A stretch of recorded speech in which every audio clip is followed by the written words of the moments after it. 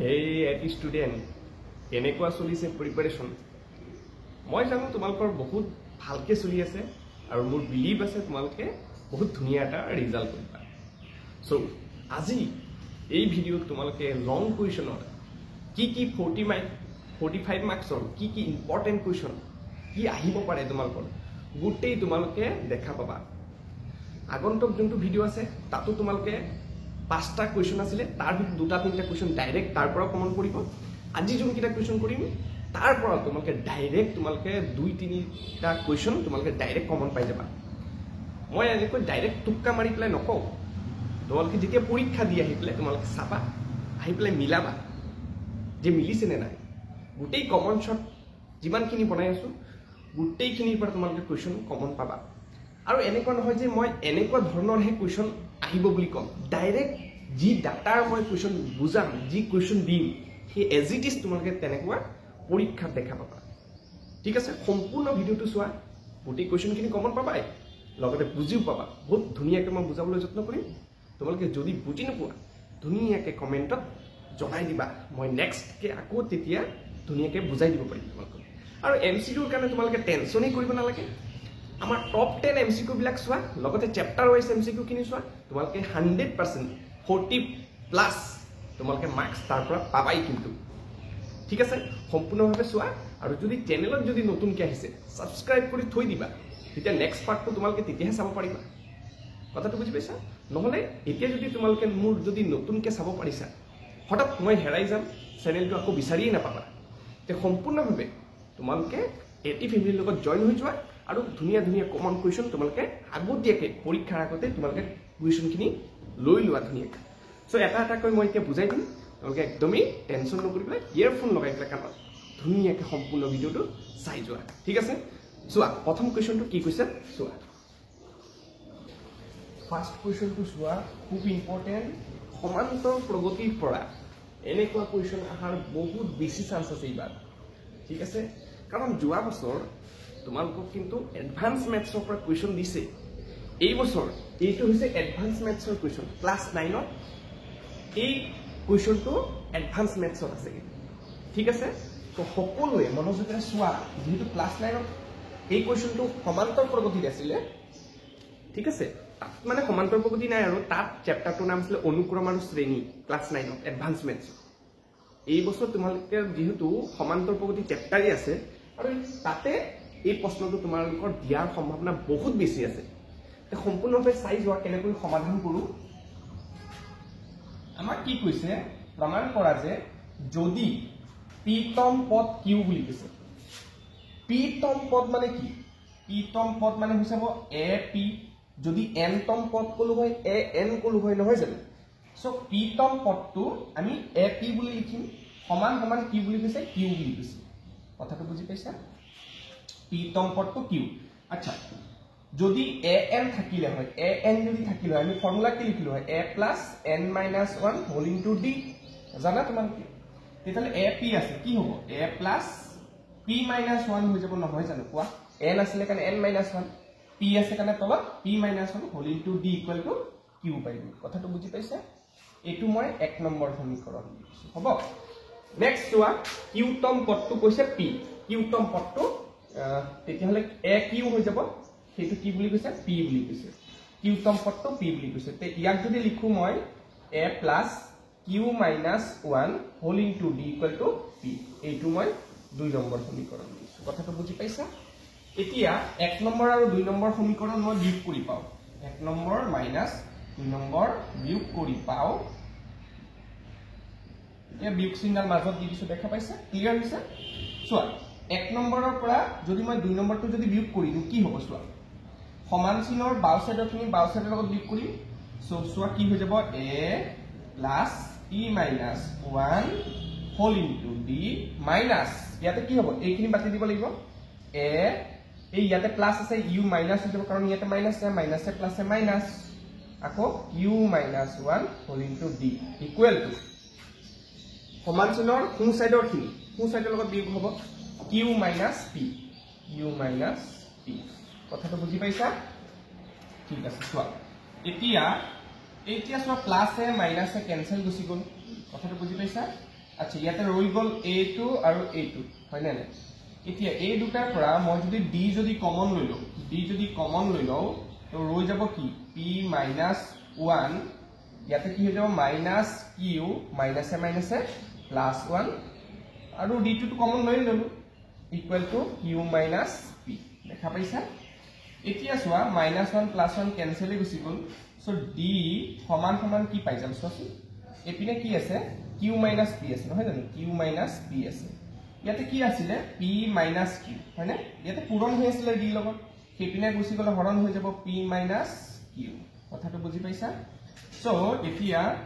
এটা কাম কৰিব পাৰো d ইকুৱেল টু মই এটা কাম কৰো এই -p to minus two common লৈ আহো সো মাইনাস টু কমন লৈ আহিলে ইয়াতে কি হৈ যাব চোৱা হা p টু আগত লৈ আহিলো আৰু q টু এপিনে লৈ গলো q টু এপিনে লৈ গলে কি হৈ যাব - q হৈ যাব হয়নে নাই কোৱা এটো ব্ৰেকেটটো ক্লোজ কৰিম কথাটো মনোযোগ দিবা দেই এই দুয়োটাৰ পৰা মই মাইনাস কমন আনিলে কি হ'ব মই p টু আগত লৈ আহিলো তেতিয়াহে -p - q হৈ যাব ওপৰত দেখা পাইছা আৰু তলত আছে p - q দেখা পাইছা so p - q cancel so d সমান সমান পাই গলো -1 নহব জানো আমি d পাই গলো -1 নহয় জানো ঠিক আছে বাৰু এতিয়া চোৱা ইয়াতে চাবা এতিয়া আমাক কি কৈছিলে যে nতম পদটো আমাক ওলাব দিছিলে নহয় জানো সো nতম পদটো আমি ওলাবলৈ আমি কি কৰিব লাগিব আমি d ৰ মানটো মই 1 নম্বৰ সমীকৰণ বা 2 নম্বৰ সমীকৰণত মই বহাই দিম সো d ৰ মানটো যদি মই বহাই দিও d ৰ মানটো যদি d ৰ মান 1ত বহুৱাই পাও এতিয়া চোৱা 1 নম্বৰ সমীকৰণটো এইটো সো 1 নম্বৰ সমীকৰণটো কি লিখিছে চোৱা a plus p minus 1 whole into d ৰ মান -1 হৈ যাব d ৰ মানটো -1 ইকুৱেল টু কি হৈ যাব q বুজি পাই আছে চাগে বুজি নাপালে অকনমান ৰিভাৰ্স কৰি দিলে তোমালোকে চাব পাৰিবা হা চোৱা a এতিয়া চোৱা -1 টো যদি ইয়াৰ লগত পূৰণ কৰি দিও -p ঠিক আছে এটা কাম কৰো থাকো এনেকৈ থাকো -p তাৰ পিছত -1 টোৰ লগত যদি ইয়াতে পূৰণ কৰো -7 +1 ইকুৱেল টু q হৈ যাব নহয় জানো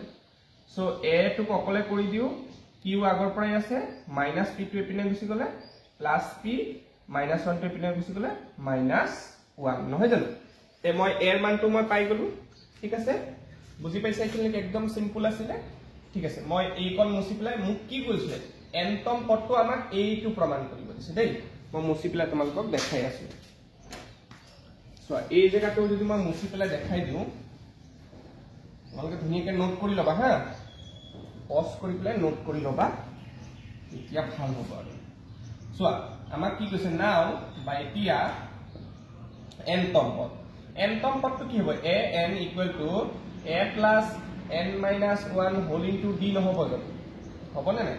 আচ্ছা a ৰ মানটো মই বহাই দিও q plus p -1 plus a plus to b ইয়াতে দিম n minus 1 d মানে কিমান -1 নহয় জানো -1 সো হৈ যাব q plus p -1 plus আচ্ছা প্লাস নহব ইয়াতে -1 যদি n ক পূৰণ কৰে -n -7 +1 সো এইটো কেনসেল আমি কি পাই গলো চোন q plus p -n so এইটোৱে হৈ গল কিন্তু অকনমান সজাই লিখিব লাগিব ইয়াতে কি কৰিছে p টো আগত লিখিছে p plus q minus n তে দেখা পাইছে নে nতম পদটো মই এইটো পালো এইটো মোক প্ৰমাণ কৰিব দিছিলে কথাটো বুজি পাইছা যদি বুজি পোৱা নাই আকৌ এবাৰ ৰিভাৰ্স কৰি পেলাই চোৱা খুব সহজ হয় অংকটো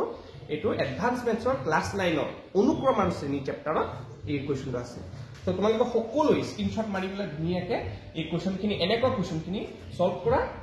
বহুত বেছি সম্ভাৱনা আছে সিবিএসইত এনেকুৱা কোৱেশ্চন তোমালোকৰ ক্লাস 10 ত দি থাকে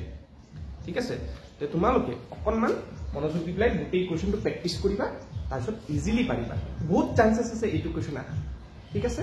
তো ভিডিওটো যদি লাইক কৰা নাই লাইকটো কৰি দিবা আৰু কমেন্টত জনাবা বুজি পাই আছে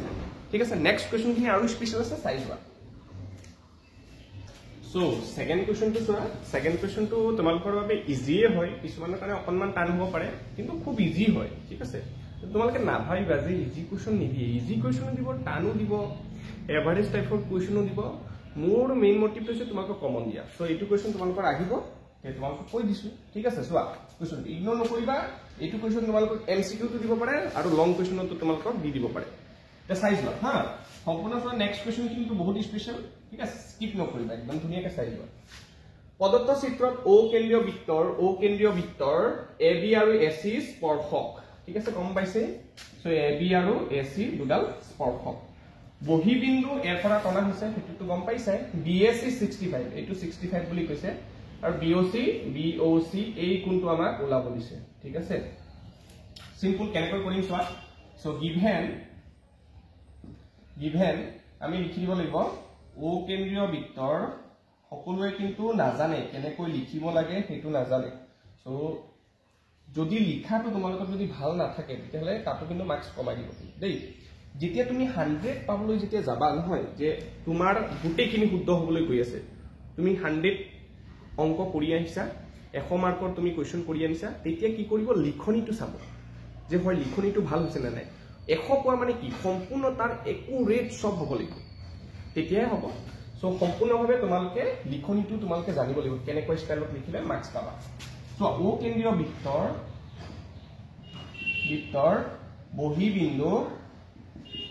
বহি বিন্দু এৰ পৰা AB আৰু AC দুডাল কি স্পৰ্শক নহয় জানো এইখিনি ধুনীয়াকৈ লিখিব লাগিব স্পৰ্শক য'ত এংগেল BAC কিমান দিছে 65 ডিগ্ৰী বুলি কৈছে ঠিক আছে এতিয়া আমি এটা কথা জানো হয়নে আমি কি কথা জানো যে আমি জানো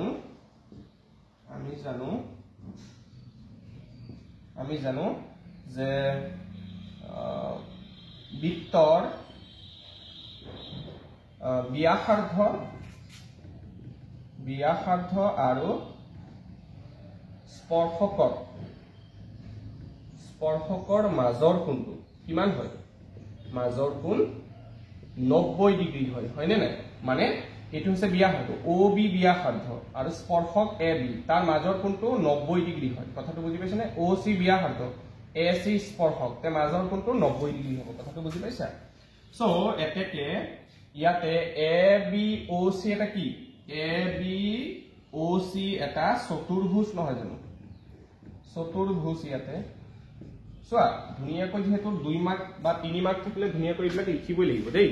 তুমি জিটি লিখি আনিলে বলে ডাইৰেক্ট মুখে তো এনে ওলাই আছে আৰে মুখে কি মূল ওলোৱা নাই মুখে মূল ওলাইছে কিন্তু লিখনিটো তোমালোকে জানিব লাগিব নিলিখিলে কিন্তু মাৰ্কস কিন্তু কমাই দিব ঠিক আছে সোৱা সো ABOC এটা চতুৰ্ভুজ সো হৈ যাব কি কোণ যোগ কৰিলে আচ্ছা সোৱা চতুৰ্ভুজ যেহেতু ABOC এটা চতুৰ্ভুজ তেতিয়ালে এই চাৰিটা কোণ যোগ কৰিলে কিমান হ'ব 360 ডিগ্ৰী হ'ব নহয় জানো সো কি আছে angle A plus angle B plus angle O plus angle C equal to 360 degree লিখি দিবা ইয়াতে চতুৰ্ভুজৰ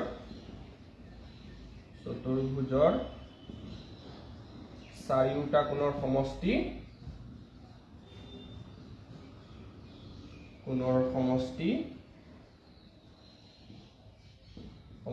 360 ডিগ্ৰী ঠিক আছে এটো লিখিব লাগিব আচ্ছা এংগেল A মানে এইটো কিমান আছে 65 প্লাস এংগেল B কিমান আছে 90 কমি পাইছা 90 হ'ব এংগেল O নাজানে এংগেল O ৰ জায়গাত আমি কি লিখিম এংগেল O ৰ জায়গাত আমি BOC লিখি দিম BOC ঠিক আছে সো যেহেতু হেতুই বিচাৰি আছে BOC প্লাস এংগেল C ও 90 ডিগ্ৰী হৈ যাব ইকুয়াল টু 360 ডিগ্ৰী সো 65 90 আৰু 90 যদি যোগ কৰো কিমান হৈ যাব 90 180 আৰু ইপিনে আছে 65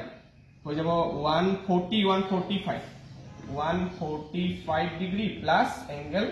BOC ইকুয়াল টু 360 ডিগ্ৰী গম পাইছা সো এংগেল BOC কিমান হৈ যাব এংগেল BOC হৈ যাব 360 ডিগ্ৰী মাইনাস 145 ডিগ্ৰী ঠিক আছে সৰি 145 নহয় 245 হৈ যাব সো 245 ডিগ্ৰী ঠিক আছে সিম্পল সিম্পল মিস্টেক হৈ যায় আৰু দেই তোমালোকে যোনখিনি ভুল হয় অকমান শুধৰণি কৰি লৈ যাবা আৰু দেই সো মানুহ মাত্ৰ ভুল হয় নহয় জানো সো এপিনে হৈ যাব 10 পৰা 5 গলে সো 5 এপিনে থাকি গল 5 নহয় জানো 5 পৰা 4 গলে 1 তাৰ পিছত 3 পৰা 2 গলে 115 ডিগ্ৰী হৈ যাব এইটো কথাটো বুজি পাইছা এইটো হৈ যাব 115 ডিগ্ৰী বুজি পাইছা সিম্পল একদম বিওসি টো আমাৰ হৈ যাব 115 degree simple so next question টো খুব স্পেশাল এইটো কোৱেশ্চন তোমালোকে এনেকৈ গুটেই ধুনিয়াকে লিখিব লাগিব তেতিয়াহে তোমালোকে ফুল মাৰ্কস পাবা ঠিক আছে নেক্সট কোৱেশ্চন খিনি বহুত স্পেশাল চাই যোৱা সো 3 নম্বৰ কোৱেশ্চনটো খুব স্পেশাল হয় এটো স্থানাঙ্ক জ্যামিতিৰ কোৱেশ্চন হয় আৰু স্থানাঙ্ক জ্যামিতিৰ এই ধৰণৰ কোৱেশ্চন তোমালোকক দিব দেই মনোযোগৰে চোৱা কি কৈছে যদি কিউ বিন্দুটো মানে কিউ এটা বিন্দু আছে ধৰি লোৱা এইটো এটা কিউ বিন্দু হা কিউ বিন্দুটো পি আৰু আৰ বিন্দুৰ সমদূৰৱৰ্তী মানে কথাটো বুজি পাইছা সো ধৰি লোৱা ইয়াতে এটা পি বিন্দু আছে ইয়াতে কিউ ইয়াতে আৰ মানে পিৰ পৰা কিউ যিমান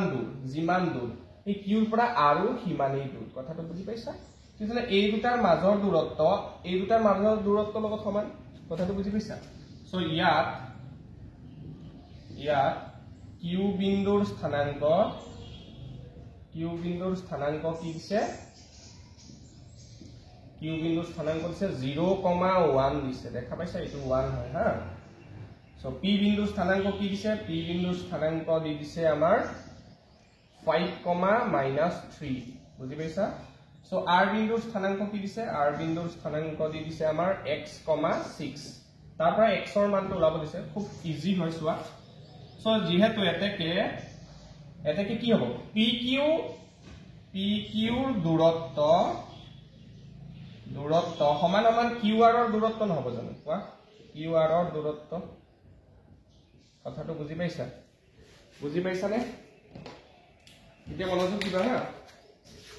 মনোযোগ দিবা ফৰ্মুলাটো কি আছিল দূৰত্বৰ ফৰ্মুলাটো √x2 - x1 whole square plus y2 - y1 whole square equal to এপিনৰ দূৰত্বৰ ফৰ্মুলা কি হ'ব কি আছিল x2 - x1 whole square plus y2 - y1 whole square নহয় জানো দূৰত্বৰ ফৰ্মুলা এইটো দুটা বিন্দুৰ মাজৰ দূৰত্বৰ ফৰ্মুলা এইটো নহয় জানো চাবাচোন অকনমান আচ্ছা চোৱা এতিয়া মনোযোগ দিবা বস্তুখিনি বহাম এতিয়া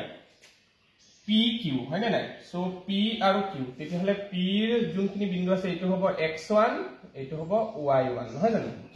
এইটো হ'ব x2 এইটো হ'ব y2 সো ইয়াতে বস্তুখিনি বহাই দিওচোন x2 কিমান আছে x2 আছে 0 - x1 কিমান বাৰু x1 5 কথাটো বুজি পাইছা স্কয়াৰ দিব লাগিব প্লাস y2 কিমান আছে y2 আছে আমাৰ 1 মাইনাস y1 কিমান -3 আছে সো -7 আছে +3 হৈ যাব স্কয়াৰ কথাটো বুজি পাইছা আচ্ছা ইয়াতে চাবা ইয়াতে অকমান কথাটো চেঞ্জ হ'ব QR ৰ দূৰত্ব নহয় জানো QR ৰ দূৰত্ব সো Q বিন্দুটো এইবাৰ হৈ যাব x1 কাৰণ প্ৰথম আছে নহয় জানো Q টো প্ৰথম আছে সো ইয়াক Q1 এইটো হৈ যাব y1 আকৌ R এইটো হৈ যাব x2 y2 হৈ যাব কথাটো বুজি পাইছা এটো তোমালোকে ৰাফলিকে নিজে ভাবি লবা পৰীক্ষাত আৰু নহলে কাট পেন্সিলেৰে প্ৰশ্নপত্ৰত বনাই লবা ঠিক আছে একো প্ৰবলেম নাই সো x2 এবাৰ কি এইটো হ'ব x2 হৈ যাব x মাইনাস x1 কি হৈ যাব 0 বুজি পাইছা স্কয়াৰ প্লাস y2 কি হৈ যাব 6 মাইনাস y1 কি হৈ যাব 1 ঠিক আছে স্কয়াৰ অকনমান সোৱা হৈ গল আৰু সো 0 পৰা 5 গুছি গলে কি হৈ যাব -5 ৰ স্কয়াৰ কৰা 25 পাবা নহয় জানো প্লাস 1 + 3 কিমান 4 ৰ স্কয়াৰ কৰা 16 অকনমান মই শৰ্টকাট কৰিলো আৰু ইকুৱেল ইয়াতে সোৱা x ৰ পৰা 0 গলে x এ থাকিব x ক স্কয়াৰ কৰিলে x স্কয়াৰ প্লাস 6 ৰ পৰা 1 গলে 5 ক স্কয়াৰ কৰিলে 25 বুজি পাইছা সো এতিয়া দুটা সাইডে যেহেতু স্কয়াৰ আছে আমি সৰি স্কয়াৰ হলে ৰুট ওভাৰ আছে ক্যান্সেল আগতে কৰি দিব পাৰো সো হৈ যাব এপিনে কি হৈ যাব 25 + 16 কিমান হৈ যাব 5 6 11 এপিনে থাকিল হাততে 2 একে 3 একে 4 41 আছে নহয় জানো আচ্ছা প্লাস 25 কে এপিনে লৈ হম -25 হৈ যাব সো এপিনে আছে x² বুজি পাইছা সো অকনমান চাই দিয়া আৰু x ৰ মান পাই যাম এতিয়া ইয়াতে 1 ৰ পৰা 5 লৈ 11 ৰ পৰা 5 গলে 6 ইয়াতে থাকিল আমাৰ কিমান থাকিল 3 3 পৰা 2 গলে 1 সো হৈ যাব x² তো গমেই পাইছা x² যদি 16 হয় তেতিয়ালে x ৰ মানটো কিমান হ'ব 4 সো x ৰ মানটো হৈ যাব 4 তো লিখি দিবা এতেকে x ৰ মান খুদিছিলে x ৰ মান আমাৰ 4 হৈ যাব বুজি পাইছা একদম ইজি আছিল কোৱেশ্চনটো ধুনিয়াকৈ তোমালোকে চাই লবা স্ক্ৰিনশ্বট লৈ লোৱা ধুনিয়াকৈ এনেকে সমাধান কৰিবা তেতিয়া সম্পূৰ্ণ মাৰ্কসটো পাবা দেই ঠিক আছে এই বছৰ তোমালোকৰ 2 মাৰ্কসৰ প্যাটাৰ্নটো বেছিকে থাকিব ঠিক আছে 45 এমসিকিউ কৰাৰ পিছত প্ৰায়খিনি তোমালোকে 2 মাৰ্কসৰ কোৱেশ্চন পাবা 2 মাৰ্কস থাকিব সো এনেকা কোৱেশ্চন তোমালোকক 2 মাৰ্কস দি পেলাই দি দিব ঠিক আছে আচ্ছা এইবিলাক পৰীক্ষাত বহাই নিদিবা হা এইবিলাক তোমালোকক মই বুজাবলৈ দিছিলো এইখিনি মই এনে মুছি দিছো ঠিক আছে নেক্সট কোৱেশ্চনটো আৰু স্পেশাল হয় চাই যোৱা নেক্সট কোৱেশ্চনটো তোমালোকক দুটা চলকযুক্ত ৰৈখিক সমীকৰণৰ পৰা দিছে খুব ইম্পৰ্টেন্ট প্ৰশ্ন এনেকা ধৰণৰ প্ৰশ্ন তোমালোকক এই বছৰ দিব কিন্তু চোৱা কি কোৱেশ্চন চোৱা কি কৈছে 2x + 3y = 7 আৰু 2x + a + b whole into y = 28 সমীকৰণ দুৰৰ অসীম সংখ্যক সমাধান আছে a আৰু b ৰ মান ইয়াতে খুদিছে চোৱা অসীম সংখ্যক আমাৰ সমাধান বুলি কৈছে অসীম সংখ্যক সমাধান থাকিলে আমাৰ অনুপাতবোৰৰ যোনটো ৰিজনি আছিল হেতু কি আছিল সো আমি লিখিব লাগিব সমীকৰণবোৰ ধুনিয়াকৈ মোৰ চোৱা লিখনিটো চাবা কিন্তু কেনেকৈ মই লিখি আছো কি ষ্টাইলত লিখিছো এনেকা তোমালোকে ফুল মাৰ্কস পাবা সমীকৰণবোৰ হল সো কি আছে 2x + 3y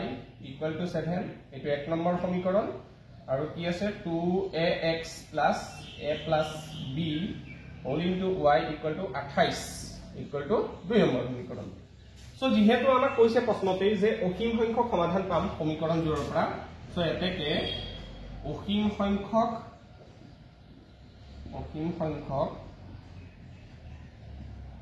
সমাধান আছে হয়নে নাই সো অনুপাতটো কি আছিল অনুপাতৰ ৰিজনটো সো a1/a2 = b1/b2 = c1/c2 নহয় জানো সো তোমালোকে গমেই পাইছা a1 b1 এইবিলাক চিনি পাইছানে সো এইবিলাক কি বাৰু সো হৈ যাব প্ৰথম সমীকৰণৰ এই যোনটো সাংখ্যিক যোনবিলাক সংখ্যা সহগ বিলাক সেইবিলাক হৈ যাব আমাৰ a1 এই তলত হৈ যাব এইটো হৈ যাব a2 x টো বাদ দিলে হা 2a হৈ যাব a2 এইটো হৈ যাব আমাৰ কি এইটো হৈ যাব আমাৰ b1 এইটো হৈ যাব b2 আচ্ছা c1 c2 টো আমি চোৱা 7 টো যদি মই এপিনে লৈ আহো ঠিক আছে 7 টো আসলতে এইখিনিত মই ধুনিয়াকৈ লিখি দিছো হা সো এটো যদি মই দুটা চলকযুক্ত ৰৈখিক সমীকৰণ স্ট্যান্ডাৰ্ড ফৰ্মত যদি লৈ যাও কি হৈ যাব 2x + 3y 7 টো এপিনে লৈ আহিলে -7 = 0 আকৌ ইয়াক কি কৰিলে ইয়াক যদি মই এপিনে লৈ যাও 2ax + a + b whole into y 28 টো এপিনে লৈ আহিলে -28 = 0 নহয় জানো এটি ইয়াৰ পৰা a1 a2 ইয়াৰ পৰা তো ওলালো বাৰু a1 a2 b1 b2 এই আছে a1 a2 এইটো হৈ যাব b1 b2 আৰু এইটো হৈ যাব c1 c2 ঠিক আছে বুজি পাইছা সো এতিয়া মানখিনি বহাই যাম a1 কিমান a1 2 ঠিক আছে আকৌ a2 কিমান বাৰু 2a নহয় জানো তাৰপিছত b1 কিমান বাৰু b1 আছে 3 b2 কিমান b2 হৈ যাব এই গোটেইটো কিন্তু y সহগটো যোনটো a + b সমান সমান c1 কিমান c1 হৈছে -7 আকৌ c2 কিমান হৈ যাব আমাৰ -28 এতিয়া আমাক কিন্তু কৈছে a আৰু b দুয়োটাই ওলাব দিছে ঠিক আছে সো a আৰু b যেহেতু দুয়োটাই ওলাব লাগিব হেতু বাবে প্ৰথম আমি কি কৰিব লাগিব জানা প্ৰথম এই অনুপাতটো আৰু এই অনুপাতটো সমান বুলি দেখাম তেতিয়া a ওলাই যাব ঠিক আছে তাৰ পিছত এইটো লগত এইটো সমান দেখা দিম তাৰ পিছত আমি b টো লাভ পাৰিম সো নাও বা এতিয়া সো কি দেখাম যে 2 divided by 2a সমান সমান এইটো -7 divided by -28 minus minus cancel নহয় জানো 2 এৰে 2ক কেনসেল এতিয়া বজ্ৰপূৰণ কৰি দিয়া 7 4 * 28 হৈ গ'ল বজ্ৰপূৰণ কৰি দিয়া এতিয়া বজ্ৰপূৰণ মানে ইয়াতে 1 আছে 1 লগত 4 পূৰণ কৰিলে 4 এ আছে ইয়াতে 1 আছে এ লগত পূৰণ কৰিলে এ হৈ যাব সো এৰ মান আমাৰ 4 পাই গলো হয় নে চোৱা এৰ মানটো মই পাই গলো এতিয়া এৰ মানটো যদি এৰ মানটো এতিয়া নহয় মই এতিয়া এই অনুপাতটোৰ লগত এই অনুপাতটো মই সমান বুলি ক'ব পাৰো ইজিলি ক'ব পাৰো নহয় জানো সো যদি সমান বুলি কৈ দিব পাৰো তেতিয়া কি হ'ব চোৱা এতিয়া বা নাও ঠিক আছে আচ্ছা তোমালোকে এটা কথা তোমালোকে নোটিস কৰিবা মোৰ বাৰু ইয়াতে অকনমান মই এইটো গণ্ডগোল কৰিছো যদি তুমি নাও লিখা তেতিয়া হলে নাওই লিখিবা যদি ইংলিশত যদি লিখি আছে গোটেইখিনি ইংলিশ লিখিবা ইংলিশ মাজত কমাই পেলাই অসমীয়া লিখি আছে বাকিখিনি এনেকা নকৰিবা গোটেইখিনি তুমি ইংলিশ লিখিবা যদি ইংলিশ লিখা গোটেইখিনি ইংলিশ লিখিবা ঠিক আছে আৰু যদি অসমীয়া লিখা গোটেইখিনি অসমীয়া লিখিবা ঠিক আছে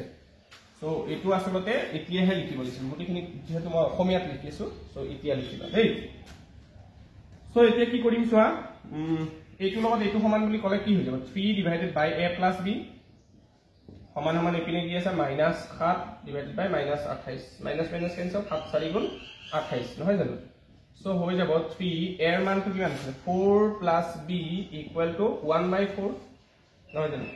এতিয়া বজ্ৰপূৰণ কৰি দিয়া 3 4 গুণ 12 এপিনে কি আছে 4 plus b হৈ যাব কাৰণ 4 plus b লগত ওপৰৰ 1 টো হে পূৰণ কৰিলে 4 plus b হ'ব 4 টো এপিনে লৈ আহা হৈ যাব -4 -4 কে 12 পৰা 4 গলে কিমান 8 সো হৈ যাব b সো আমি লিখি দিম এতেকে এৰ মান হৈছে 4 b ৰ মান হৈছে 8 বুজি পাইছা সো আমি উলাই দিলো বহুত ধুনিয়াকে উলাই দিলো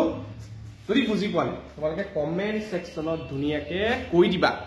ঠিক আছে একদম লাজ কৰিব নালাগে একদম নিজৰ দাদা নিচিনা নিজৰ একদম